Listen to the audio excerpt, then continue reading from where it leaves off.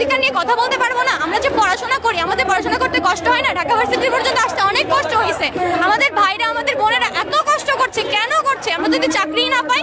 আমরা রাজাকারের সন্তান নই, রাজাকারের নাতিপতি নই, আমরা সাধারণ জনগণ, আমরা দেশপ্রেমিক। এটা তার বুঝতে হবে, তার কথা প্রত্যাখ্যান করতে হবে। আমাদের দাবি না মানা পর্যন্ত আন্দোলন থাকবে। আমাদের দাবি কি? কোটা সংস্কার করতে হবে, অবশ্যই করতে হবে, সহনশীল মাত্রায় সেটা আনতে হবে এবং মাননীয় প্রধানমন্ত্রীর বক্তব্য আপাতত প্রত্যাখ্যান করতে হবে। কারণ তিনি বলেছে আমরা যেহেতু মুক্তিযুদ্ধ কোটা চাচ্ছি না, ব্যাপারটা এমন না আমরা মুক্তিযুদ্ধ কোটা চাচ্ছি না, আমরা চাচ্ছি মুক্তিযুদ্ধে নাতিপতির কোটা না থাকুক, পোষ্য কোটা না থাকুক, নারী কোটা না থাকুক, কোনো ধরনের বৈষম্যমূলক কোটা না থাকুক। হ্যাঁ, যেটা অনগ্রসর জাতি যারা, তাদের জন্য কোটা থাকুক, প্রতিবন্ধীদের জন্য থাকুক, নিগ্রস্তিদের জন্য থাকুক, এটা ভেবেছি আমরা।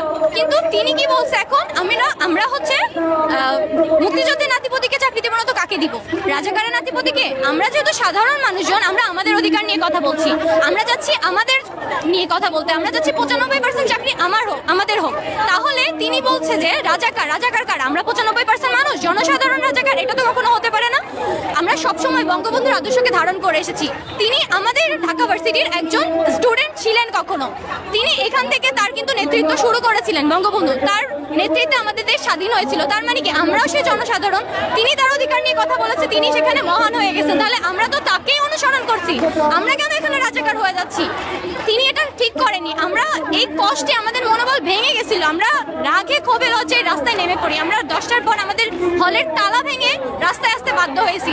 আমরা সারাদিন আন্দোলন করছি, ঝড় বৃষ্টি যেটাই হচ্ছে, রোদে পুড়ে আন্দোলন করছি, এখন আমাদের রাতেও বের হয়ে আসতে হচ্ছে। চাচ্ছে এটা কি তিনি?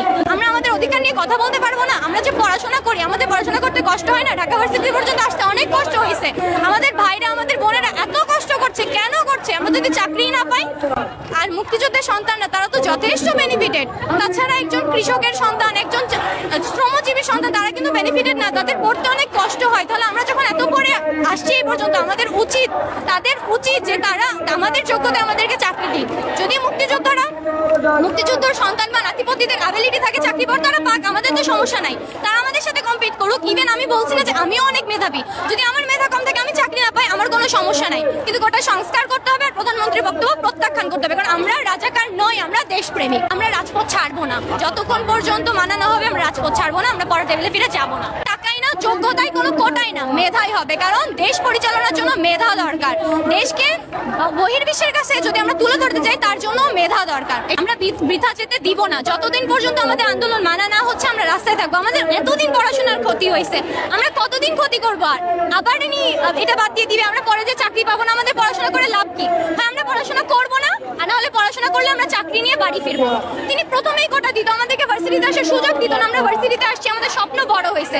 যদি আমরা ভার্সিটিতে পড়ার সুযোগ না পেতাম, ছোটতেই পড়াশোনা শেষ হয়ে যেত, আমরা এত বড় স্বপ্ন দেখতাম না। আমরা বিসিএস এ যাওয়ার স্বপ্ন দেখি, দেশের বড় বড় জায়গার স্বপ্ন দেখি। কেন? কারণ আমাদের এখন ওই যোগ্যতা আছে। আমরা পড়াশোনা করে এই পর্যায়ে আসছি, এখান থেকে আমরা ফিরে যেতে চাই না। অবশ্যই আমরা একটা ভালো পর্যায়ে চাকরি চাই। এই জন্য কোটা সংস্কার করতে হবে, অবশ্যই করতে হবে।